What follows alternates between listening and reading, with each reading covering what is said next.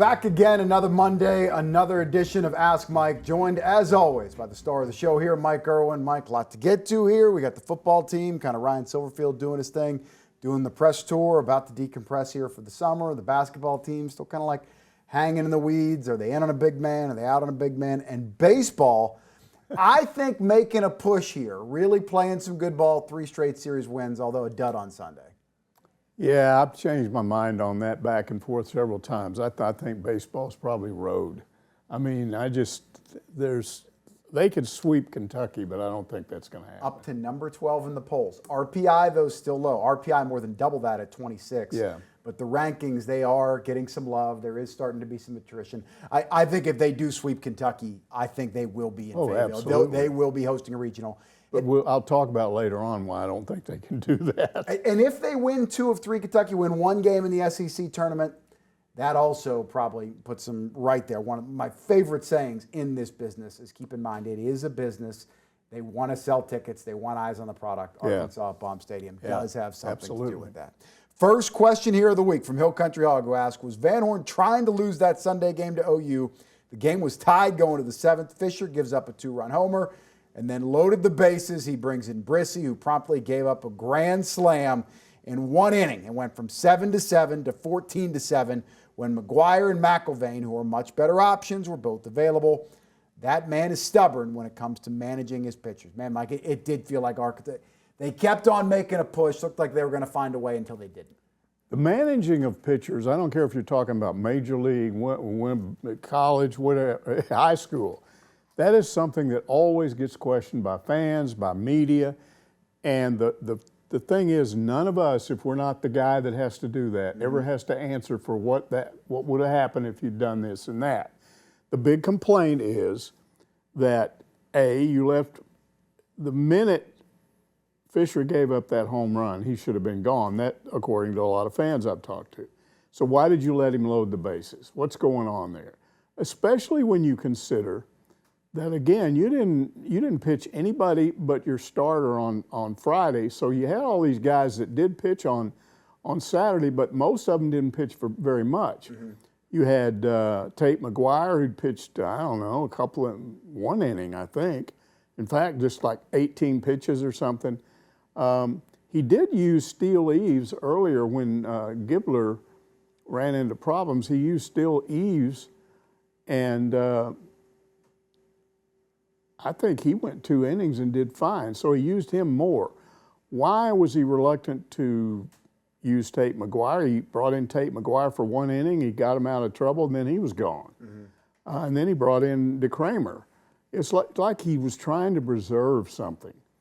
And, man, you get a lot of theories from people. I talked to a guy that said he wanted to lose that game because he doesn't want to play at home. He doesn't want a regional at home. Go ahead and lose it. Doesn't matter. I'm not going to stress my pitchers at all. I don't think that makes much sense to me. I think, here's what I think. I think a lot of times they've got a guy out there that helps out with the pitchers that's watching the bullpen. What's going on out in the bullpen. And I think a lot of times they go with gut instinct. Mm-hmm. And maybe they saw something in Brissy while he was warming up that they thought, hey, he'll be fine. And then he wasn't. I'm not sure about that. But I do know that these kind of arguments will go on forever. They've been going on as long as I remember my dad and all the men around, they'd go down to the East Side Cafe after Little League games the next day and just gripe about that. Why did he do that? And these are 12-year-olds. Yeah, let alone 12-year-olds. Scholarship NIL players. Why did you do that? Why didn't you put this guy in? And why did you do that? And you lost the game, and then you get into the Little League World or the playoffs for the Little League World Series, and you'd go somewhere and you'd beat one team, but then you wouldn't beat the next one, and you'd use the wrong pitchers and all that. I do think it was odd. It seemed strange to me.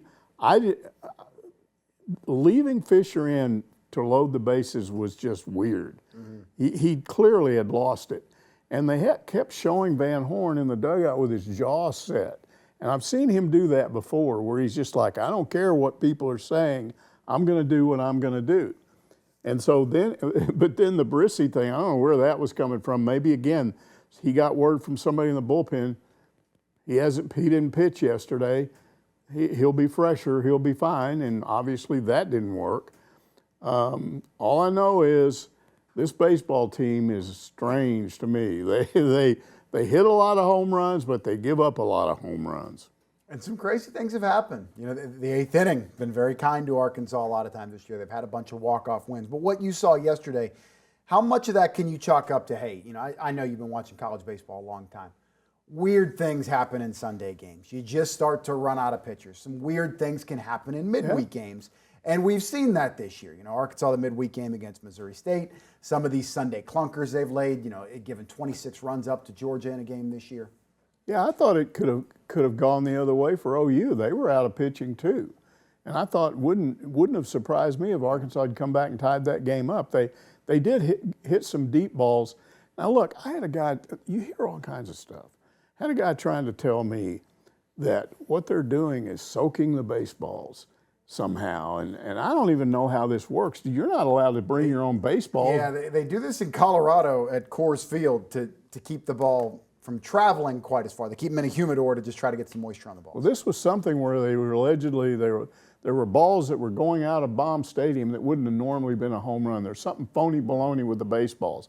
Well, how would OU control that? Will they let you do your own baseballs? Yeah. Just, oh yeah, we're going to use these balls over here. The umps are always checking gloves and stuff. I don't think that was it. It's just baseball. And again, it does come down to those decisions. And I'd like to have Van Horn. I don't know. I didn't see his post-game presser. I don't know if he got grilled on that stuff or not. Yeah, naturally, and you know the pitching decisions, of course. That was. And what was his explanation? Rather topical. Well, you would think, you know, we did. I'm speaking parenthetically for you, Dave. You know, hey, we did the best we thought we could do with that situation. We were a little bit low on arms. This is what we had.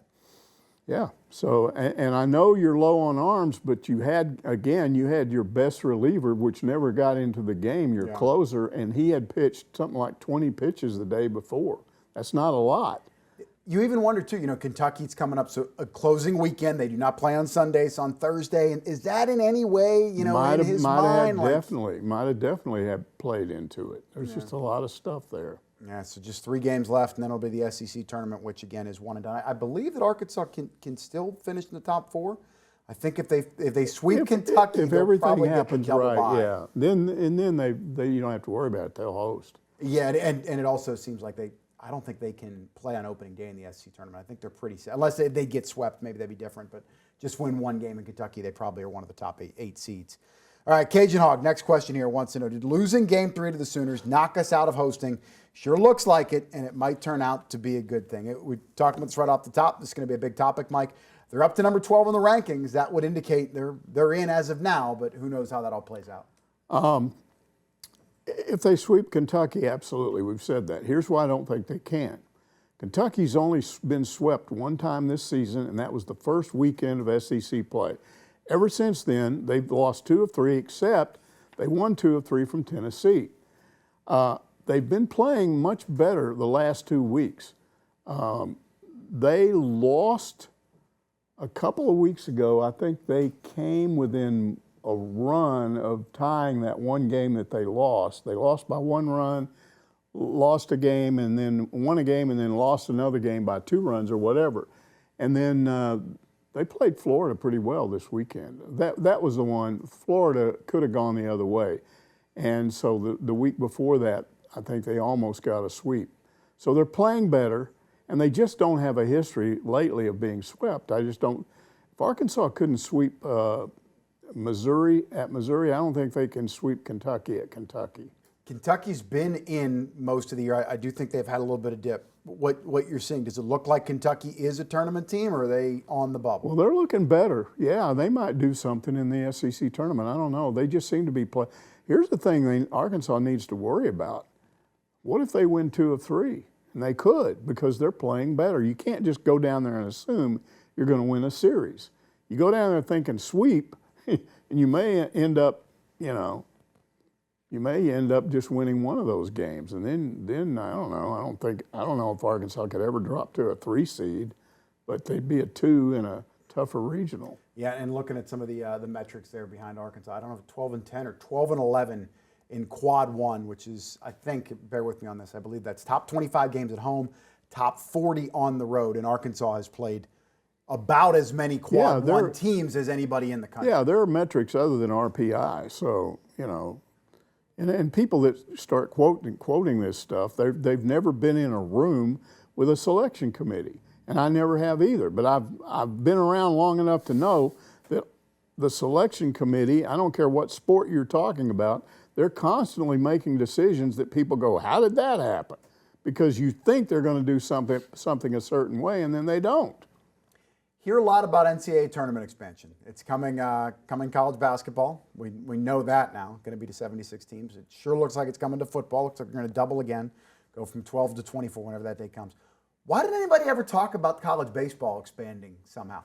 Now, the format with how they play it and, the 16 4-team regionals, that would make it, could they maybe play a 5-team regional? I don't know. But why doesn't this ever get brought up? Some of it is that baseball, by its very nature, has to be a 2 out of 3 thing instead of a single elimination deal. And every weekend is 2 losses, whether it's best of 3 or the 4-team pods. So I think that maybe that's why you still have the 64 teams, and you're still doing it like you do NCAA basketball. It's just that's single elimination, and this is double elimination. Yeah, and I do love the opening weekend of the college baseball tournament. If you're somewhat foreign to the concept, because in college towns, college baseball gets a lot of traction. But even for sports outsiders, man, and the love of gambling in this country, that opening weekend is so exciting. There are games on all day long, double headers from noon till pretty much midnight here, Central Time Zone. So an incredible, incredible weekend, and going to be coming up pretty soon, I should say, about 2 weeks away. So just getting going here on Ask Mike. Time to take our first time out.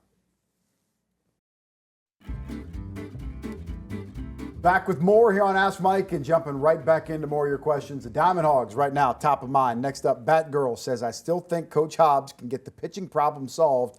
Not that long ago, strikeouts were killing us, and look at it now. We scored 34 runs against OU. If Coach Thompson can do it, so can Coach Hobbs. Pitching-wise, Mike, this was supposed to be a strength. They're about middle of the road in the SEC. Well, there's some flaws in that line of thinking. First of all, they're still striking out.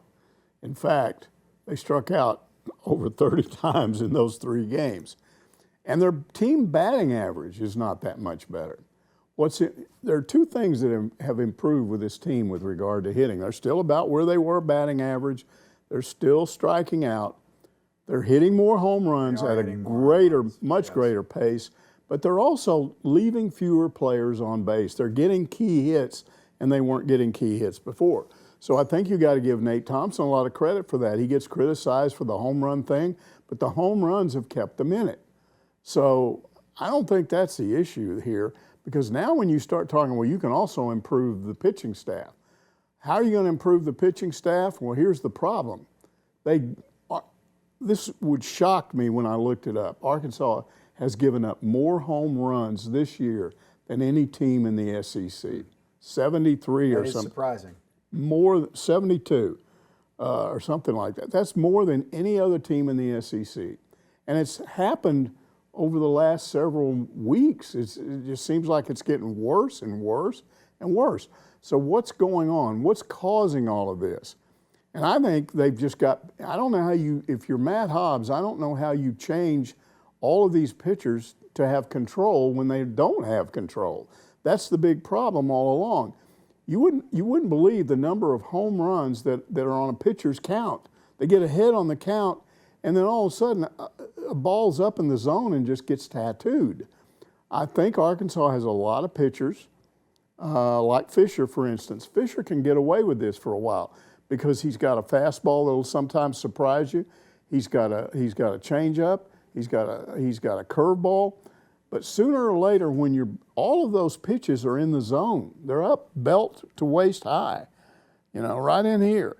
And when you keep doing that over and over again, sooner or later somebody's going to guess what the pitch is, and they tattoo it on you. So you have that, and then you look at somebody, like your best pitcher, your starting pitcher, your guy that's doing everything. Dietz has pitched 90-something complete innings. No one else has come close to that. They're around 50 or something, or maybe it's 72 complete innings. I get these numbers rolling around in my head. But he has pitched more because he has better control, because he's bringing the ball over where he puts it where he needs to put it. And I don't know how Matt Hobbs suddenly causes all these guys to have better control, because the overall issue I see with this pitching staff is there's too many guys that they just don't control the baseball. They pitch well for a while, and then all of a sudden it can come out of nowhere. You've been pitching well, you've been hitting the corners, you've been doing that, and then all of a sudden here's a fat one right over the middle of the plate. Do you think there's an element of this with Arkansas baseball? I think this year they've handled adversity pretty well. When they've lost a tough game, a tough series, when they really needed it, that Alabama series, nobody saw them sweeping it, and they did it. They've responded to adversity. It's the prosperity thing that they don't really seem to handle, that they kind of let their guard down. And what I mean by that is that they get into a situation here, first weekend of the NCAA tournament for a regional. Yeah, everything's great if you're 2-0, right? You're sitting pretty. You probably have the pitching for it. And Arkansas has been fine Fridays, Saturdays. It's Sundays where, again, they haven't exactly handled prosperity. Played well Friday, Saturday. They just let their guard down on Sunday. So if you're in a position now where you got to pitch a bunch of guys, 5 games it would be if you lose one of those first two in 4 days. That's something they never really do. How would they handle it? Do you feel they would get a little bit tight if they were thin on pitching? I keep thinking, okay, if you can't win game 3, and when did they sweep anybody? Or game 2, yeah. They start 2-0, right? On a weekend. But they haven't swept people. Only one all year long. It was Alabama. Yeah. So if you haven't swept people and you generally have a problem on Sunday, how are you going to win a regional? How are you going to do that? And then if you lose the game 3 because you don't have pitching, now you're really in trouble because you got to pitch game 4, and you pitched all these guys. So I don't know. I do think that once you get into a regional, Van Horn's going to use these guys more than he is right now. So that may be the answer. See 100 deets twice in a weekend, something like that. Or because Coyle didn't pitch well in a game, but you didn't hardly use him. Now, I'll use him the next day. I'll use Gackle. If Gackle, some people have suggested to me that Gackle may end up being a starter again. Let's go back and make the starter out of him. And that if you're talking about a guy that could change this baseball team, just one guy that has to do something, what he said was Gackle. If he could go back to what he was doing before, if he could be what he was supposed to be, and at times he looks that way. So if he could give you 5 or 6 innings and only give up a run or 2, then this becomes a totally different situation. But they need that. They can't just have 100 deets, going 6 or 7 innings, and you win that game, and then the next game, who do we start? Well, it doesn't matter. You can start this guy or that guy. It's not going to work. Yeah. And so if again Gackle goes longer, then you save more guys maybe for the bullpen on Sunday. Yeah, and Gackle, a little bit disappointing. You really see the stuff, but you got to keep in mind, beginning of the year, this was projected to be a first-round pick and was projected to be a first-round pick as a major league starter, and we just haven't quite seen that. Yeah, the other thing is, in a regional, if you were to run rule somebody, which they've been doing lately, get out of there in 7 innings. That cuts down on the pitching you have to use. Now, that happened this weekend. It didn't matter, but maybe it would. Hard to run rule even in the postseason. It absolutely is. Those 4 seeds, not always exactly a cakewalk. Next up here, Tally with an interesting observation here. He asked, if or when we get to Omaha, how many of those home runs are just pop-ups in that massive, massive field? Yeah, that's a great suggestion, but it works both ways, because if Arkansas is not giving up home runs as many because of that big field, they're not hitting as many home runs. So then it gets back to, okay, how's your overall batting average? And the batting average hasn't changed much, so what you're left with, what if they're getting key hits, which is what they've been doing? Then maybe that's an answer. But you got to get to Omaha, and I just don't know how you get through a regional and a super regional unless the pitching gets a lot better. And I believe their batting average, bottom 5 of the SEC pretty much all year long, correct? I don't know if it's bottom 5. It hasn't changed much. It's around 272, 3. It's not changed. The strikeouts haven't changed. Arkansas is, I don't know, something like 10th or 12th in total number of strikeouts, way down there. Strike out a lot. It's just that they've been getting key hits and they've been hitting more home runs. In fact, a lot more home runs on average per game than they were. Yeah, maybe some warm weather at Baum Stadium kind of helping it fly out, but I don't know. Could Who knows? be. Going to Lexington, maybe going to be a little bit colder here. Next up, Popular Porkster asks, why do I want a home regional? Because I have season tickets, and I'd rather see the Hogs NCAA tourney games in person. I also think we have a better chance to advance as a 1 seed at home than a 2 seed against a 1 seed on the road. And they're, in fairness to this gentleman here, Popular Porkster, shout out, great name. His point, you're probably going to be one of the lower national seeds, which would mean in the super regionals you're playing an excellent team. Yeah. Look, I understand why anyone who has season tickets wants this regional. You got blood in the game. You've put effort into it. Yeah. Compare a typical guy that sits at home and watches it on TV. It's easy, man. You don't have to worry about parking. You don't have to pay for parking. You don't have to pay for the tickets. You don't have to pay high prices for food in the concession stand. You got food right there. You can invite a bunch of friends over. You got your big screen TV. The women all go in the other room and talk and have a good time, unless they're baseball fans, and they can watch too. And I've seen it work both ways. But it's fun. And then if they lose, you can just, let's go do something else. You just turn the channel. Yeah. And if they win, you can turn and start watching other conference games to see how that affects the standings. So you don't have a lot into going to games, but people that go to games for a reason. They like the live atmosphere. And look, you got to really want to do that, because you're doing the opposite. You're putting up with all the traffic jams and the problems parking. You're putting up with paying for parking. You're putting up with not only paying for the tickets, but paying for the donation for the right to purchase $20 beers. You're paying for $20 beers. You're paying all kinds of money for food, hamburgers, and no telling what they cost now. So you're doing all that stuff, but you're doing it because you like being at the games. And I like to scan, when I'm watching a game, scan the crowd, because those people are having a great time, and they love being a part of the atmosphere. That's the other thing.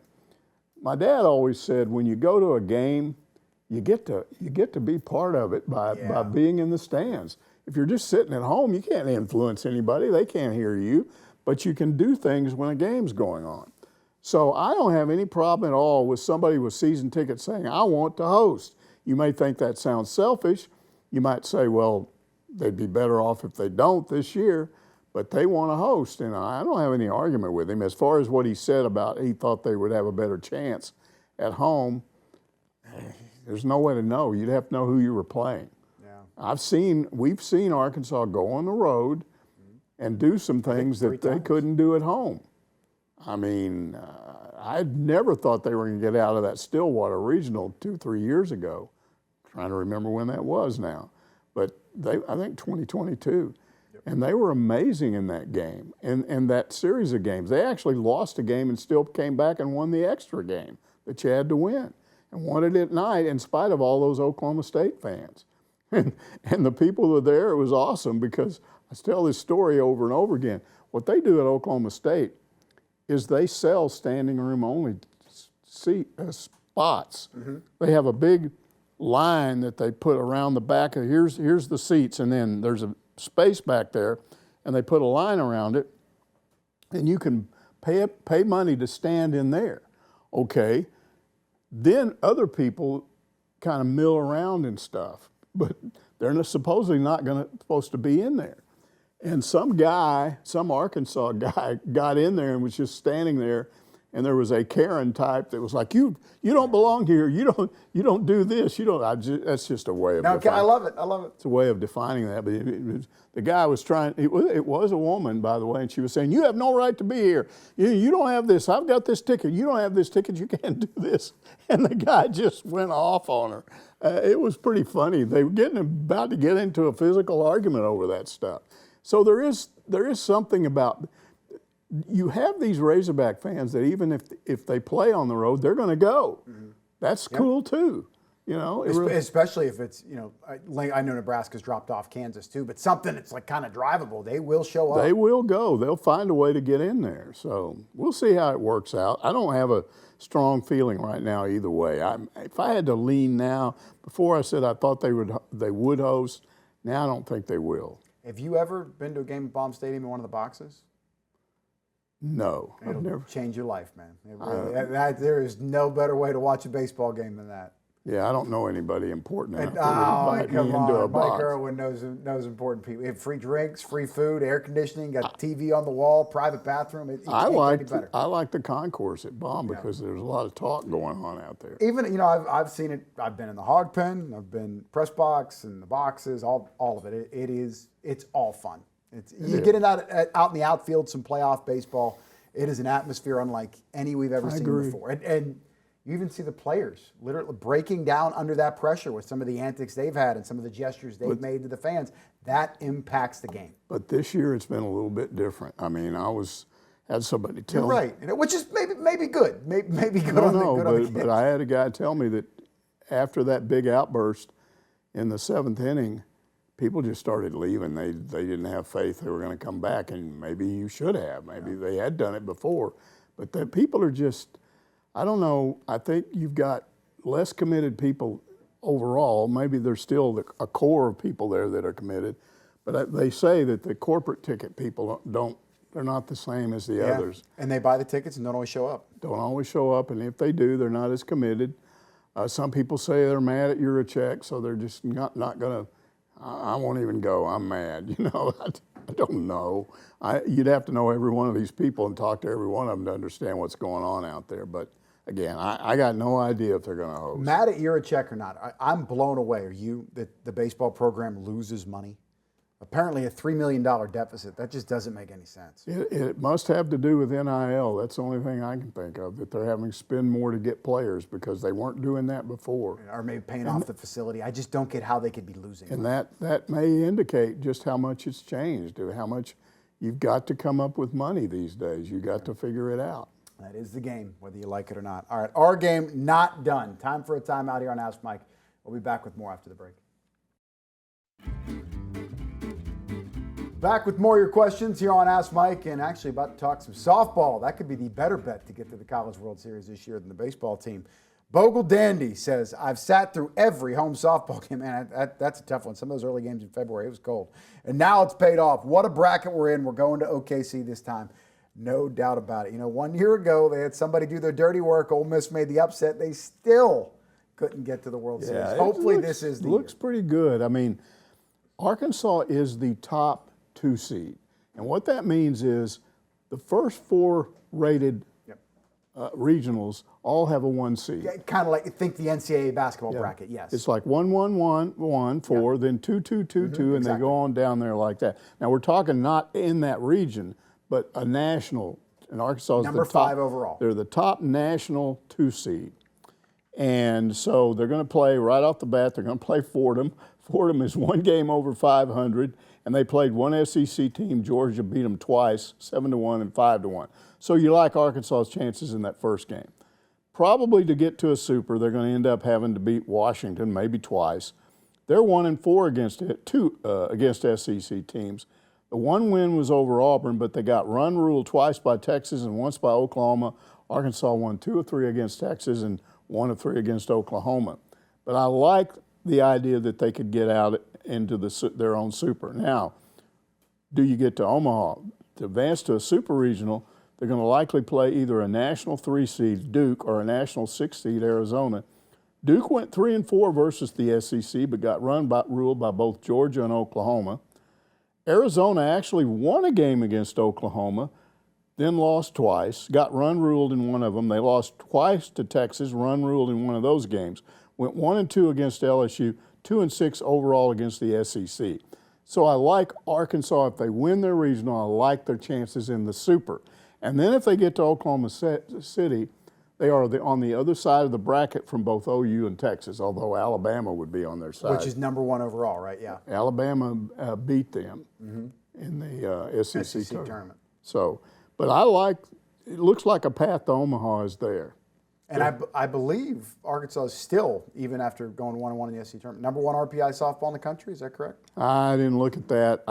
They played most of the power teams in the SEC. They moved up 2 spots from 7th to 5th this week and won 1 SEC tournament game. They just the people that do this just like what they've done this year. And the SEC was extremely deep, but man, Arkansas they have played some powerful team. Yeah, in the beat SEC. Texas 2-3. And we're right there with Oklahoma. Nearly took 2 or 3 from them that Friday game. They had a 4-0 lead, gave up the grand slam. Could have went either way. They came back to win Saturday. They got tagged in that Sunday got game. run ruled. I think they got run ruled. So they got beat up pretty good. But you got to have a pitcher in softball, right? It seems like you can put her out there every single game. Robin Herron. Yeah. Can she be that kind of player for Arkansas? I don't know. 1.98 ERA. She did get roughed up against Alabama here last time. Yeah. I think they've got 2. I do. Peyton Burnham, yeah. So I think they'll be fine. But I think they'll get to Oklahoma City this year. I'm going to make that prediction. They're going to make it. Hopefully. Finally. They're actually 1 seed lower than they were last year. A year ago, they entered the tournament number 4. This year, number 5. And no Brielis, but I think the lineup's deeper. Yeah. They don't have that horse they can ride that's a threat every single time at the plate to go deep. But they've got a lot of balance. Tiana Bell, Dakota Kennedy, Ella McDowell, all those girls, double-digit home runs this year. So hopefully Arkansas bringing the pop. Going to have a great weekend, a lot of fun at Bogle Park. Talk to people at Arkansas. All the chairback seats are gone. So if you want a ticket, you got to be general admission there in the outfield. Next question here, Portal Hugger, who asked, am I getting this right here? Meleek Ewan is done with Arkansas. If he gets a waiver, he's going to a Big Ten school. Why did Cal say see ya? Okay, I remember I watched Kevin McPherson. He does all of our recruiting, all of our portal stuff. Great job, Kevin. He does a great job. And so I'll watch his podcast. I got my phone, and I'll be watching TV, and I'll turn this off and watch Kevin. I think it was a few days ago that he talked about Ewan, and I'm trying to recall what he said, but I believe what he said was Arkansas cannot afford to make promises to Ewan about how much NIL he'll get. They have to save it. And basically, Cal is in kind of an interesting position because he's not sure how much he's going to – does he get Meleek Thomas back? What's that going to cost? If he doesn't get him back, that gives you extra money. So you got that issue. And so the impression I got was that, A, they're still uncertain he's still uncertain whether Ewan would get his waiver and couldn't afford to make promises to him. Now, the fact that Ewan didn't go to this G League Combine, that's the thing that shocked everybody because everybody assumed he would do that, and he didn't. That has indicated, according to Kevin, it makes sense, that somebody's probably agreed to pick him up, and it's imminent. He's going to get his waiver. And I think he said the rumor is it's a Big Ten school. If he goes somewhere else, more power to him. I think he helped Arkansas. I think earlier in the season he didn't do what people wanted him to do, expected him to do, but I think he came on from about the middle of the season on and played well. There's no reason to get mad, no reason to wish him ill will. Mm-hmm. And I think it just had to happen. I think Cal is looking at some other people and just couldn't make a commitment to him. Don't you think it was extremely clear coming out of that Arizona game what Arkansas's biggest need was? They got roughed up in the paint, right? Yeah. And can I make an argument that with no Meleek Ewan, no Nick Pringle, you bring in Cooper Bowser, you got worse in the paint instead of better? Well, it depends on how the Samedo or whatever his name is that they redshirted last year. I keep hearing talk to people that know him and have watched him and say he's better than you think he is. So you've got that. Mika Miernan is more of a replacement for Trevin Brazil, not a power body. Yeah, but supposedly he's better than Brazil. He's got a nasty side to him. He's taller. He's got some attitude. He blocks shots. He's a shooter. He's a scorer and can play defense. The only thing you don't know about him is if somebody starts bumping him down low, could they back him up and then put up a little looping layup? But he's so good at blocking shots, I still think he's good defensively like that. So, and then again, the rumors are that Cal's looking at some international players. He's still looking at the kid that transferred, hit the portal from Georgia. So I think we're not going to know a lot about what's going on with Arkansas, that final question in the portal, until we find out who's going to stay in the NBA draft and who isn't. In other words, Meleek Thomas. And they've tried. They have tried Samto Cyril. There were definitely conversations at. How far they went, I don't know. Mustafa Cham, another one, Abina Akizi, who was the prep recruit. Also, there were conversations there. They've really tried. It could be a minor red flag, though, that they keep striking out. Is it a Possible. money thing? But it's also much more likely, in my opinion, that in the end he's going to pull somebody up and they're going to go, okay, Yeah, we got what you wanted. there's the answer. I don't know how you can't. After the way that Arizona game unfolded, it was very, very clear to me what it was that they needed. Young Turk is next up. He wants to know, is there anything new on Micah Handelgaden and a fifth-year waiver? Why is Cal so interested in him? His numbers were not impressive at Florida. Yeah, according to Kevin again, now I watched this last night about 1 o'clock in the morning. I woke up and I said, I'm going to watch. You don't strike me as the kind of guy that's staying up till 1 o'clock in the morning. No, Didn't your parents ever tell you only bad things happen went to sleep, after midnight? woke back up about 1 in the morning. I thought, I'm going to see if Kevin's got another one up. go. And so I watched him. And he said that both North Carolina and Arkansas are interested in this guy. So it's going to be, but they're also both known to be looking at international players. So does one of them get them both? Do they split? Does Cal offer so much money to one that North Carolina goes with the other? It's not clear what's going to happen there. So why do both schools want him when he's averaging like 4.1 points a game last year? Because it's defense. He's a really good defensive player. I think when he was a high school senior, when he was at Fordham, his freshman year when he was at Fordham, he was nationally ranked in block shots and rebounding. And so they want him for his defense. Now, here's what happened to him. He goes to Florida. In his first year there, I think he broke a leg. I think he had maybe a fracture. But he was supposed to redshirt last year. He was supposed to be out for the whole year rehabbing and redshirting. They got to February and had a couple of injuries on their frontline players.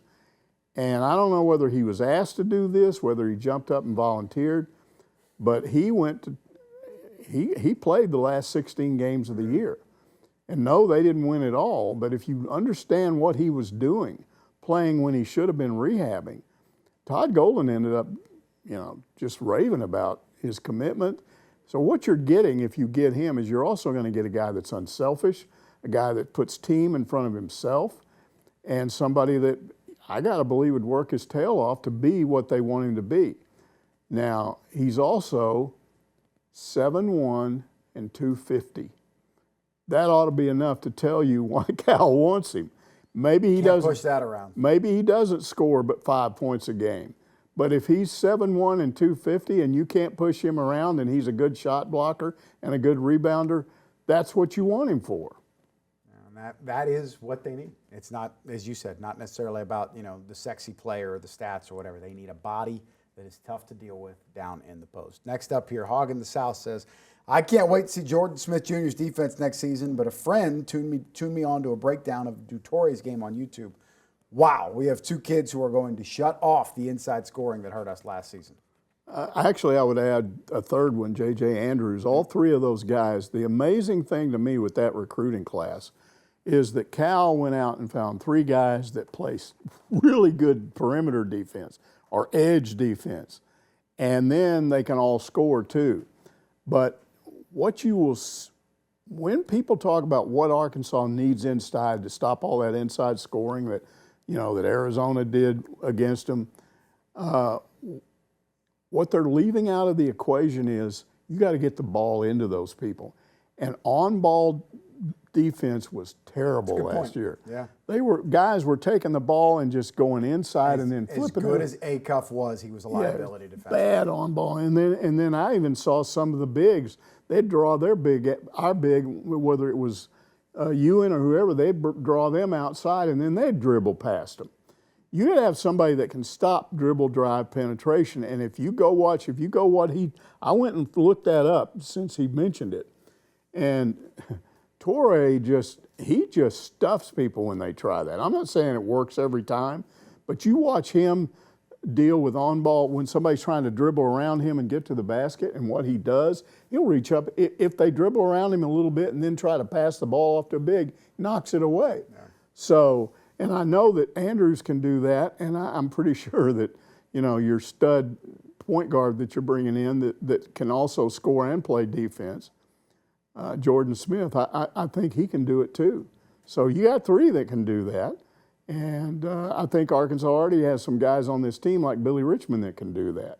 I just think it's not just a matter of getting some big guy that can stand back there and force people back out, block shots and all that. Although I think they've got that, I think you're going to see less dribble drive into the paint. Yeah, and you mentioned Billy Richmond there, the NBA draft combine coming up this week, so those guys are going to get some good feedback on where they stand. You know, if both of them get pretty solid first-round grades, you would expect they'll probably both go. Beyond that, if they return to college, is it your understanding, are they available in the portal or no? Is it they're either coming back to Arkansas or they're going pro? I'm not sure about that. I'm not either. I think it's Arkansas or pro, but I don't know if they're. I just think Richmond is coming back. And nobody has him in the first round. Again, listening to Kevin last night on his podcast, he said he thinks it's about 51-49 right now that Thomas would stay in, but it's still close. And again, that may be one of the reasons why they haven't decided yet on what they're going to do with this one final big, because they need to know how much money they've got available. And you got to be careful. A lot of times you do come back to school, maybe that's not what's best for your development. Carter Knox, a lot of people, had him going in the 20s last year, decides to come back, and now he's going to be a college player. Absolutely. Again.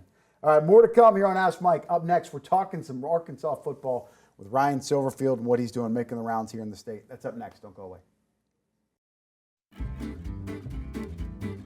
Back here one final time on Ask Mike, wrapping up the show here this week and talking some Arkansas football. Got Ryan Silverfield in the news. He is never shy in front of the camera, and he's making himself always available. So, hey, shout out to Coach Silverfield. We appreciate it here in the media. Hi-Ho Silverfield says, with several schools set to spend $50 million on football players this fall, it looks like our new head coach is going to get left in the dust. I guess he has more to spend than Pittman did, but it seems like we are always playing catch-up. Sure does. Last year's price ain't this year's price. If you're talking about maybe 4, at the most 5 of the highest spending teams in the SEC, then yes, you're still behind them. But I think he's got enough money this year to be in much better shape against some of those other schools. Now, it remains to be seen what that portal class will do. It's in place. He's talked it up. We've seen him in a spring game. I've said I don't think you can tell squat about a spring game. I want to see them on the field this fall. But we're going to find out if that's a better portal class. But he had more money to spend on it, and I think it will be better. That's just this is what I think. As far as the future, look, one of two things is eventually going to happen. Either a bunch of those schools in the SEC and the Big Ten are going to break off and do a 32-team super conference and just spend all the money they want and play some kind of crazy game that you don't even do in the NFL. NFL still has rules. These guys apparently wouldn't have any rules. They just try to outspend each other. You'll either have that, or you're eventually going to get some common sense. Somebody's going to step in.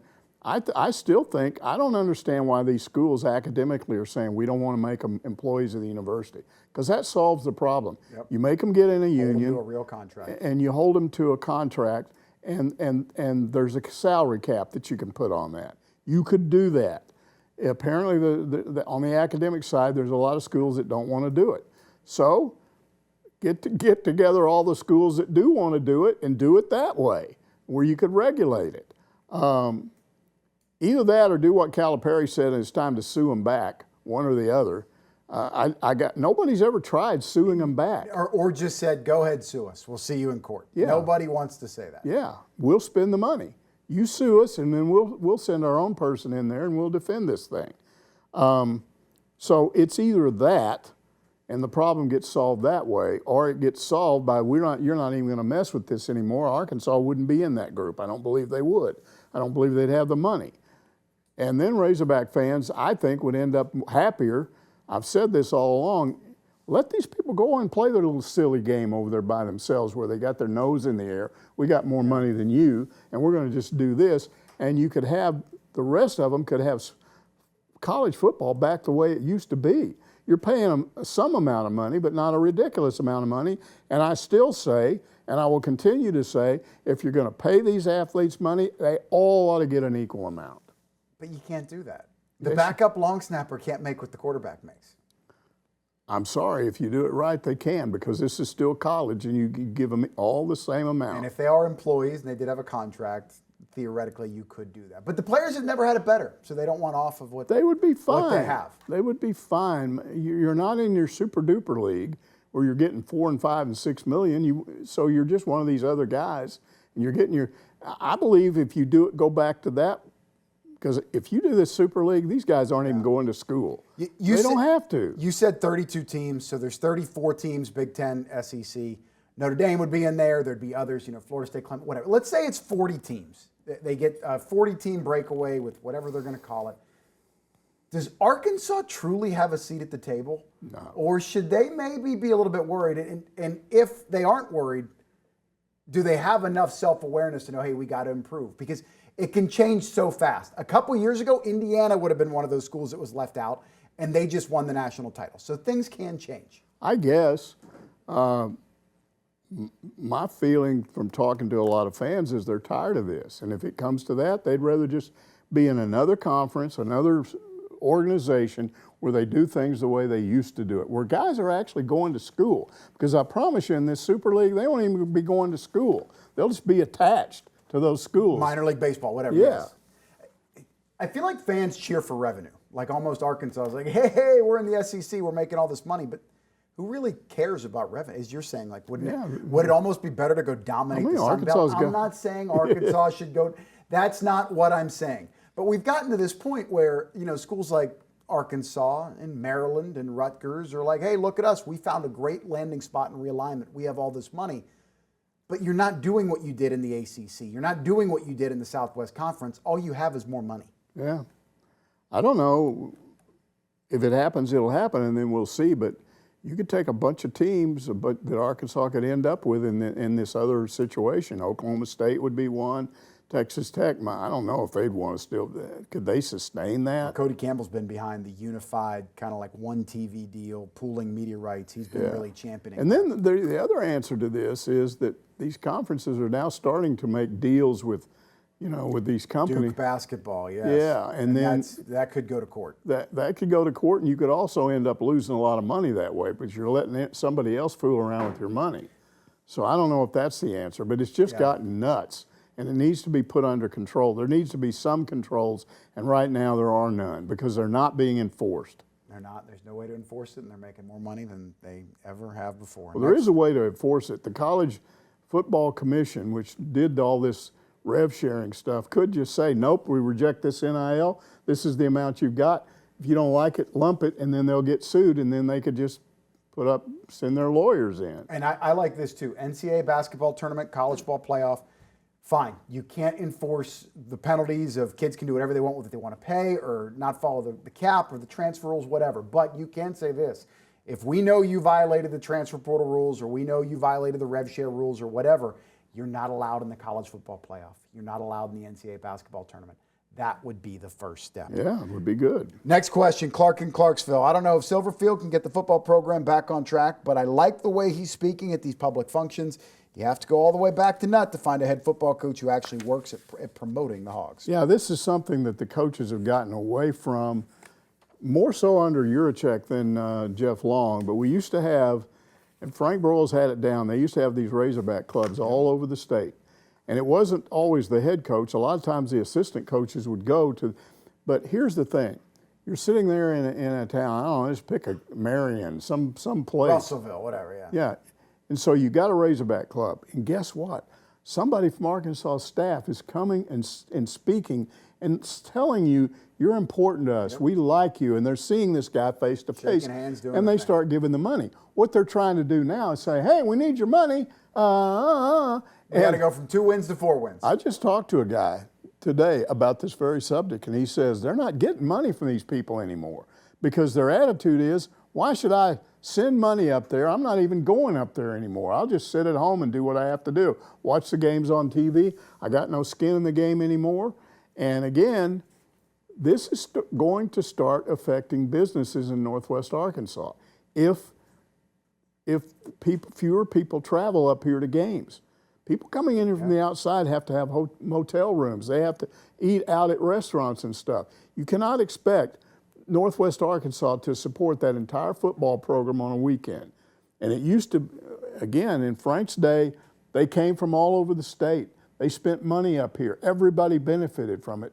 But it didn't happen just because you said, hey, come on up here. They went to them. And so this is what Silverfield is doing. I mean, he's already been to Fayetteville. He's been to one of these in Little Rock. He's been to one in Jonesboro. I think tomorrow he's down at Jerry World. It's some kind of a big deal at Jerry World. So that's going into Texas and saying, hey, we want you to come up here. I'm coming down here to talk to you. So keep doing that. Now he needs to get his assistant coaches involved. Bring back these Razorback clubs. It's the best idea I could think of. Yeah, and this could be a small step. I'm a little bit, why the hell are they going to Fayetteville? I mean, it's right across the street from the campus. Yeah, I don't know. And that's the first, but whatever. I like that they're going to Dallas. That's something a little more creative. Yeah, but it's a different way of raising money. Yeah. Now it becomes more important than ever to raise money, and why are you giving up the thing that raised the most amount of money for you? Why have you let that go? And there's something about embracing your tradition, because I think the school has gotten away from some of its traditions. Next up here, Circle the Track asks, why is indoor track a bigger thing on the UA campus than the outdoor season? At some track schools like Oregon, it's the opposite of that. They've had a lot of success in indoor track, so shout out to Doug Case doing his thing. Two completely different situations. I think indoor track is big in Northwest Arkansas for several reasons. First of all, the weather is controllable. You're not going to go in there and get rained on, freeze, get cold, or any of that stuff. But I also think when you compact the action, whether they're on the track or they're out there pole vaulting in the middle or high jumping in the middle, you've got everybody's close to the action. They can see what's going on. That's a good point. You know, it's just a little bit more intimate. Yeah, it's more intimate for the fans. Now when you go outdoors, here's what you run into. First of all, you have no idea early in the outdoor season if you're going to get freeze to death, suddenly get a front come through. And in May, you got severe weather. It can rain on you. Now, all these things can still happen to baseball too, but these people are not, there's just not as many that are committed to track. So if they come out, and then the other thing is this, that track is facing the wrong direction. The home side is over on, it would be like if the east side of Razorback Stadium was where the press box was, because that's where all the people sit and they're looking right into the sun. Now, why is that a problem?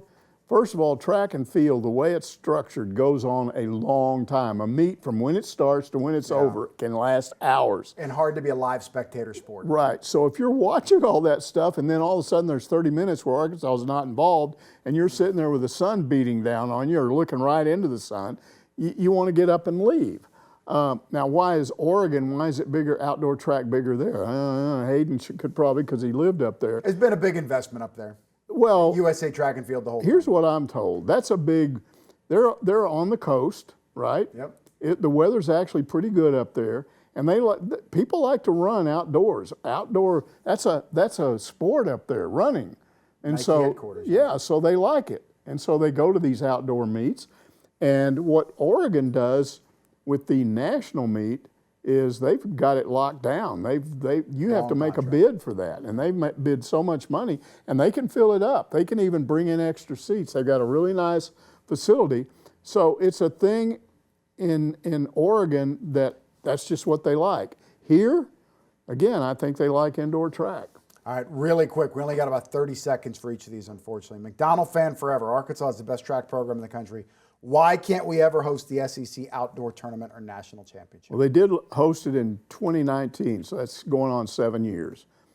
All I can remember about that when it first got built, the outdoor track was theoretically the SEC had a policy they're going to rotate it every year, and so you would, if it were done that way, you'd only host once every 16 years. The problem is that there are a bunch of schools that don't have a facility capable of doing it. So the idea was Arkansas is one of those 4 or 5 schools. They'll get it every 4 or 5 years. It looks like to me they're down to rotating it between maybe Florida, Kentucky, who's got a good facility, and A&M, which has got a good facility. And I haven't been able to get an answer yet. I'll try to do that for next week. But it looks like to me that maybe Arkansas has just decided that's a real pain to do. I think they could do it. They've got the parking and they've got the facility and all that. But you got to have a lot of people involved in organizing that, and I think they got other things to do this time of year. And final question here, real quick. Smitty Logan, what happened to the tennis group's meeting with Robinson and Yurchek? It was supposed to be last week. All I've heard is crickets. Reportedly, it was Monday. Still no resolution from what I understand. Yeah.